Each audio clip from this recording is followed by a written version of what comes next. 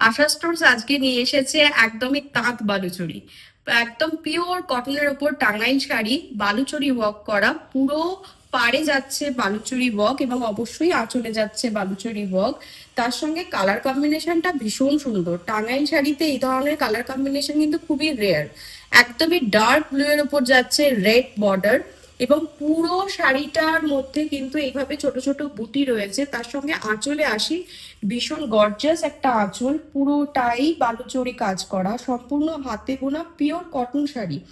একদমই খুব সামান্য স্টার্চ থাকে এই শাড়িগুলিতে, সুতরাং পরতে কোনো অসুবিধা হয় না, বরঞ্চ এই স্টার্চের জন্য শাড়িগুলো আরো সুন্দর লাগে পরলে।